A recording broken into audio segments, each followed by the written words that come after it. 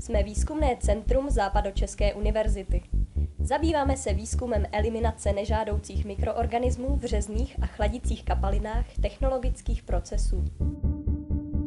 Výzkum je založený na schopnosti fotosenzitizátorů generovat reaktivní formu kyslíku s antimikrobiálními účinky.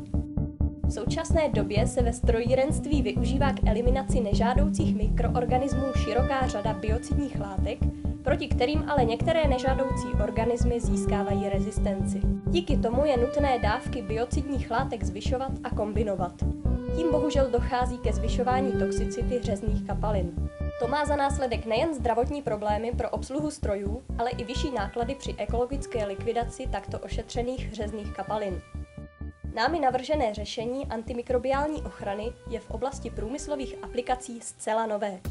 Umožňuje likvidovat nežádoucí mikroorganismy bez využití nebezpečných biocidních látek prostřednictvím tzv. Aktivního kyslíku, který je generován v námi vyvinutém fotoreaktoru. Fotoreaktor je menší, uzavřené zařízení, jímž průběžně protéká řezná kapalina. Tu jsme obohatili o inertní fotokatalyzační látku. Při průtoku řezné kapaliny s fotokatalyzační látkou fotoreaktorem dojde k chemické reakci, při které se z fotokatalyzační látky uvolní aktivní kyslík. V řádech milisekund zlikviduje v daném místě přítomné nežádoucí mikroorganismy. Fotoreaktor je osazen na nádrži s kapalinou a umožňuje ji čistit průběžně i během pracovního cyklu. Komponenty systému jsou následující. Aplikační forma fotosenzitizátoru rozpustná ve vodě. Fotoreaktor zapojený v uzavřeném okruhu, který se skládá z osvitové jednotky, prostoru pro průběžný osvit kapaliny, řídících a regulačních elektronických obvodů. Systém je určený pro oblast strojírenství a má následující konkurenční výhody. Působí širokopásmově na všechny typy bakterií, kvasinek a plísní. Zvyšuje životnosti řezných a chladicích kapalin. Snižuje provozní náklady eliminací biocidních látek z technologického procesu.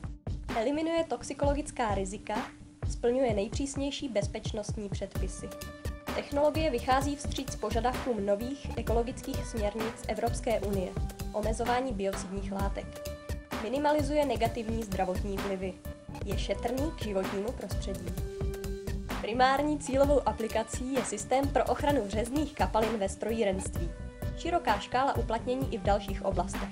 Medicínské aplikace, potravinářství, eliminace polutantů v odpadních vodách a tak dále. Tuto technologii poskytujeme formou prodeje licence. Náš výzkumný tým nabízí navíc zákazníkům i možnost obchodní spolupráce formou aplikovaného výzkumu.